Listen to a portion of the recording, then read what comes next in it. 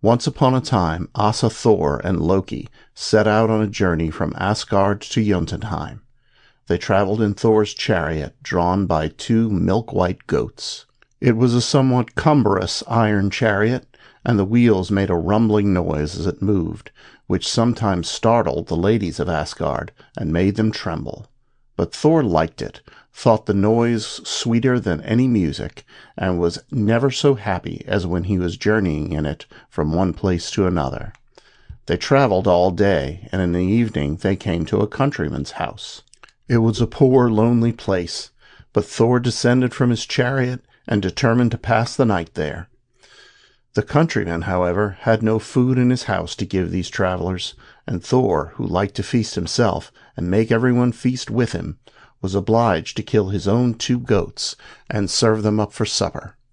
He invited the countryman and his wife and children to sup with him, but before they began to eat, he made one request of them.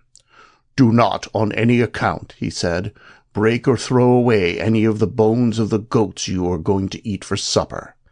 "I wonder why," said the peasant's son Thialfi to his sister Rosca. Rosca could not think of any reason, and by the by, Thialfi happened to have a very nice little bone given him, with some marrow in it. "Certainly there can be no harm in my breaking just this one," he said to himself. "It would be such a pity to lose the marrow." And as Asa Thor's head was turned the other way, he slyly broke the bone in 2, sucked the marrow, and then threw the pieces into the goats' skins, where Thor had desired that all the bones might be placed. I do not know whether Thialfi was uneasy during that night about what he had done, but in the morning he found out the reason of Asa Thor's command, and received a lesson on wandering why, which he never forgot all his life after. As soon as Asa Thor rose in the morning, he took his hammer, Mjolnir, in his hand, and held it over the goat skins as they lay on the floor, whispering runes the while. They were dead skins with dry bones on them when he began to speak. But as he said the last word, Thialfi, who was looking curiously on, saw 2 live goats spring up and walk towards the chariot, as fresh and as well as when they brought the chariot up to the door, Thialfi hoped. But no, one of the goats limped a little with its hind leg, and Asa Thor saw it. His brow grew dark as he looked, and for a minute Thialfi thought he would run far, far into the forest and never come back again. But one more look at Asa Thor's face, angry as it was, made him change his mind. He thought of a better thing to do than running away. He came forward, threw himself at the Asa's feet, and, confessing what he had done, begged pardon for his disobedience. Thor listened, and the displeased look passed away from his face. "You have done wrong, Thialfi," he said, raising him up. "But as you have confessed your fault so bravely, instead of punishing you, I will take you with me on my journey, and teach you myself the lesson of obedience to the Aesir, which is, I see, wanted." Rosca chose to go with her brother, and from that day Thor had 2 faithful servants, who followed him wherever he went.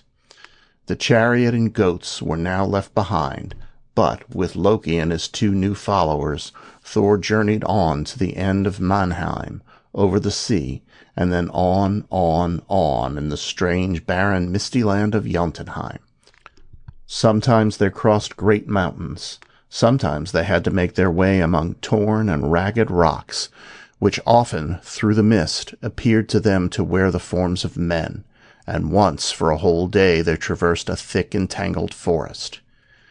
In the evening of that day, being very much tired, they saw with pleasure that they had come upon a spacious hall, of which the door, as broad as the house itself, stood wide open.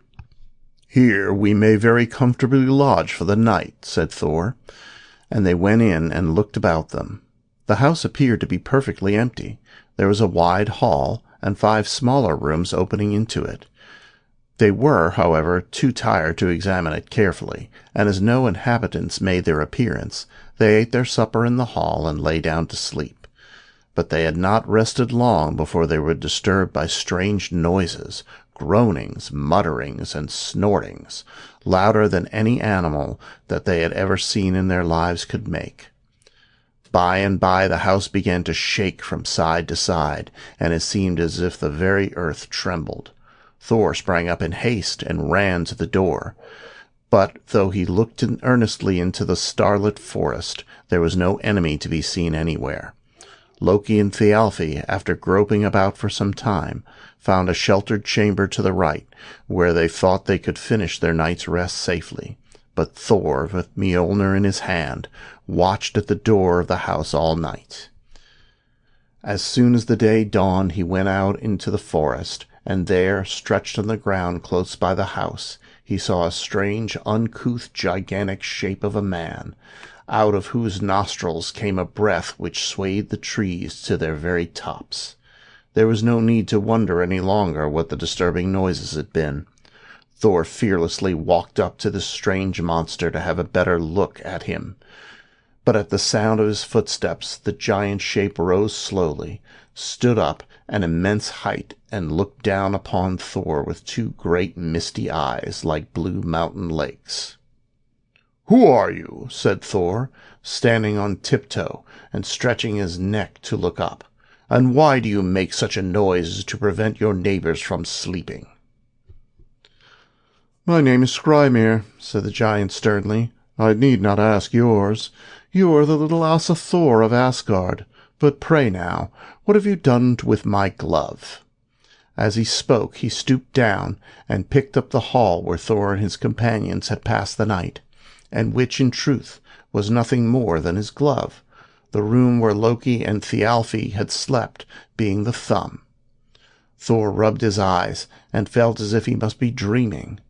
Rousing himself, however, he raised Mjolnir in his hand, and trying to keep his eyes fixed on the giant's face, which seemed to be always changing, he said, "It is time that you should know, Skrymir, that I am come to Jötunheim to fight and conquer such evil giants as you are, and, little as you think me, I am ready to try my strength against yours."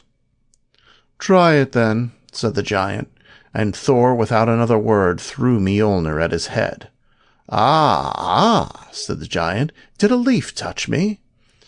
Again Thor seized Mjolnir, which always returned to his hand however far he cast it from him, and threw it with all his force. The giant put up his hand to his forehead. "I think," he said, "that an acorn must have fallen on my head." A third time Thor struck a blow, the heaviest that ever fell from the hand of an Asa, but this time the giant laughed out loud. "There is surely a bird on that tree," he said, "who has let a feather fall on my face." Then, without taking any further notice of Thor, he swung an immense wallet over his shoulder, and, turning his back upon him, struck into a path that led from the forest. When he had gone a little way, he looked round, his immense face appearing less like a human countenance than some strange, uncouthly shaped stone toppling on a mountain precipice. "Vingthor," he said, "let me give you a piece of good advice before I go. When you get to Utgard, don't make much of yourself. You think me a tall man, but you have taller still to see, and you yourself are a very little mankin. Turn back whence you came, and be satisfied that you have learned something of yourself by your journey to Jötunheim." "Mannikin or not, that I will never do," shouted Asa Thor after the giant. "We will meet again, and something more we will learn or teach each other." The giant, however, did not turn back to answer, and Thor and his companions, after looking for some time after him, resumed their journey. Before the sun was quite high in the heavens they came out of the forest, and at noon they found themselves on a vast barren plain, where stood a great city, whose walls of dark rough stone were so high that Thor had to bend his head quite far back to see the top of them. When they approached the entrance to this city, they found that the gates were closed and barred, but the space between the bars was so large that Thor passed through easily, and his companions followed him. The streets of the city were gloomy and still. They walked on for some time without meeting anyone. But at length they came upon a very high building, of which the gates stood open. "Let us go in and see what is going on here," said Thor, and they went. After crossing the threshold, they found themselves in an immense banqueting hall. A table stretched from one end to the other of it. Stone thrones stood round the table, and on every throne sat a giant, each one, as Thor glanced round, appearing more grim and cold and stony than the rest. One among them sat on a raised seat, and appeared to be the chief, so to him Thor approached and paid his greetings. The giant chief just glanced at him, and without raising, said in a somewhat careless manner, "It is, I think, a foolish custom to tease tired travelers with questions about their journey. I know without asking that you, little fellow, are Asa Thor. Perhaps, however, you may be in reality taller than you appear, as it is a rule here that no one shall sit down to table until he has performed some wonderful feat. Let us hear what you and your followers are famed for, and in what way you choose to prove yourselves worthy to sit down in the company of giants." At this speech, Loki, who had entered the hall cautiously behind Thor, pushed himself forward. "The feat for which I am most famed," he said, "is eating, and it is one which I am just now inclined to perform with right good will. Put food before me, and let me see if any of your followers can dispatch it as quickly as I can." "The feat you speak of is by no means despised," said the king, "and there is one here who would be glad to try his powers against yours. Let Logi," he said to one of his followers, "be summoned to the hall." At this a tall, thin, yellow-faced man approached, and a large trough of meat having been placed in the middle of the hall, Loki sat at one end and Logi at the other, and they began to eat. I hope I shall never see anyone eat as they ate, but the giants all turned their slow-moving eyes to watch them, and in a few minutes they met in the middle of the trough. It seemed at first as if both had eaten exactly the same quantity, but when the thing came to be examined into, it was found that Loki had indeed eaten up all the meat, but that Logi had also eaten the bones and the trough. Then the giants nodded their huge heads and determined that Loki was conquered. The king now turned to Thialfi and asked what he could do. "I was thought swift of foot among the youth of my own country," answered Thialfi, "and I will, if you please, try to run a race with anyone here." "You have chosen a noble sport indeed," said the king, "but you must be a good runner if you could beat him with whom I shall match you." Then he called a slender lad, Utgar by name, and the whole company left the hall, and, going out by an opposite gate to that by which Thor had entered, they came out to an open space which made a noble race-ground.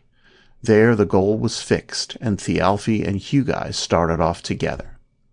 Thialfi ran fast as the reindeer which hears the wolves howling behind, but Utgar ran so much faster that, passing the goal, he turned round and met Thialfi halfway in the course. "Try again, Thialfi," cried the king, and Thialfi, once more taking his place, flew along the course, with feet scarcely touching the ground, swiftly as an eagle when, from his mountain crag, he swoops on his prey in the valley. But with all his running, he was still a good bow-shot from the goal when Utgar reached it. "You are certainly a good runner," said the king, "but if you mean to win, you must do a little better still than this. But perhaps you wish to surprise us all the more this third time."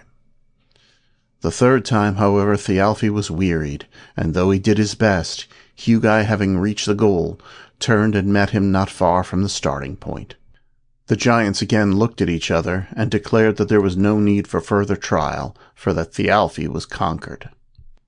It was now Asa Thor's turn, and all the company looked eagerly at him while the Utgard king asked by what wonderful feat he chose to distinguish himself.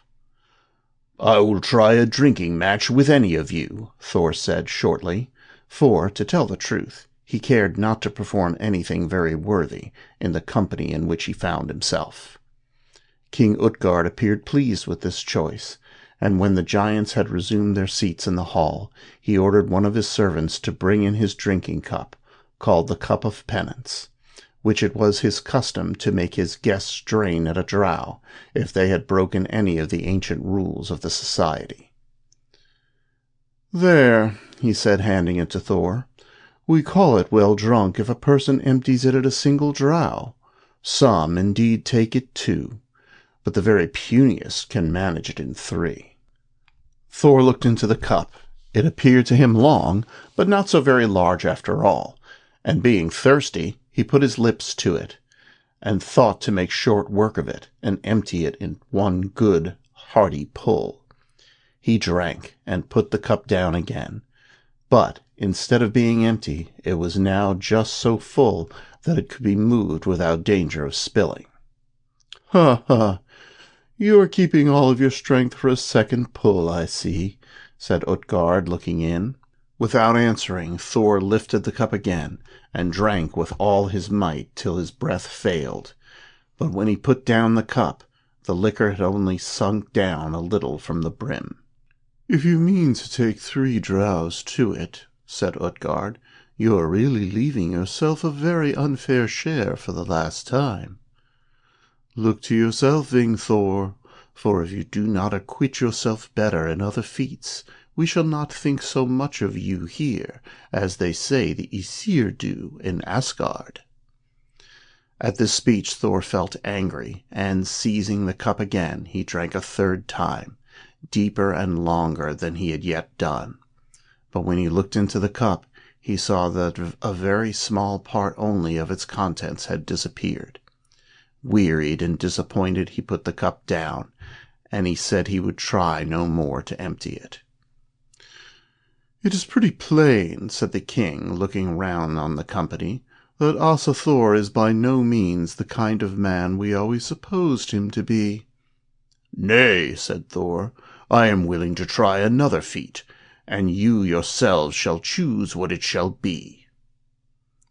"Well," said the king, "there is a game at which our children are used to play. A short time ago I dare not have named it to Asa Thor, but now I am curious to see how he will acquit himself. It is merely to lift my cat from the ground, a childish amusement truly." As he spoke, a large grey cat sprang into the hall, and Thor, stooping forward, put his hand under it to lift.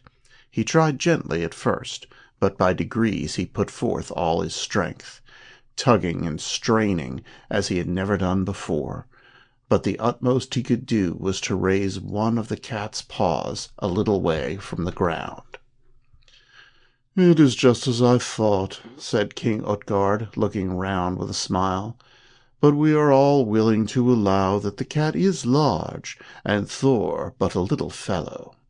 "Little as you think me," cried Thor.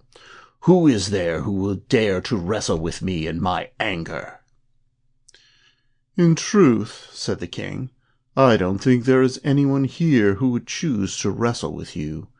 But if wrestle you must, I will call in that old crone Ellie. She has, in her time, laid low many a better man than Asa Thor has shown himself to be." The crone came in. She was old, withered, and toothless, and Thor shrank from the thought of wrestling with her. But he had no choice. She threw her arms round him and drew him towards the ground, and the harder he tried to free himself, the tighter grew her grasp.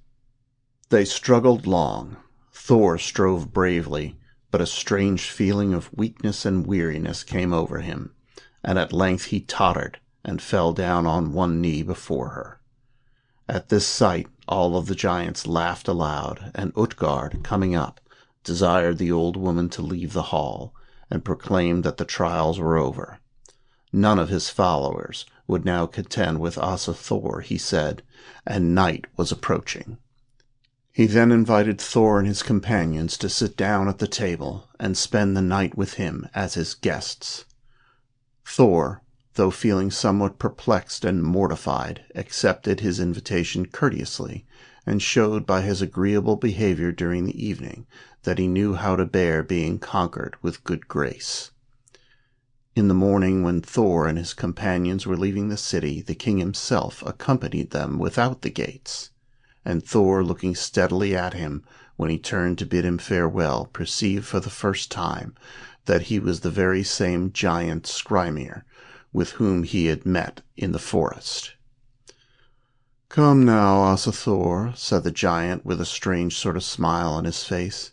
"Tell me truly before you go how you think your journey has turned out, and whether or not I was right in saying that you would meet with better men than yourselves in Jötunheim." "I confess freely," answered Asa Thor, looking out without any false shame on his face, "that I have acquitted myself but humbly, and it grieves me, for I know that in Jötunheim henceforward it will be said that I am a man of little worth." "By my troth, no," cried the giant heartily.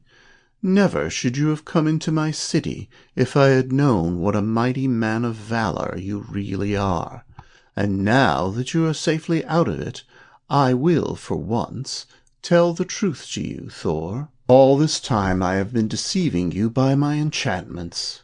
When you met nigh in the forest, and hurled Mjolnir at my head, I should have been crushed by the weight of your blows, had I not skilfully placed a mountain between myself and you, on which the strokes of your hammer fell, and where you cleft 3 deep ravines, which shall henceforth become verdant valleys. In the same manner I deceived you about the contests in which you were engaged last night. When Loki and Logi sat down before the trough, Loki did indeed eat like hunger itself, but Logi is fire, who with eager consuming tongue licked up both bones and trough.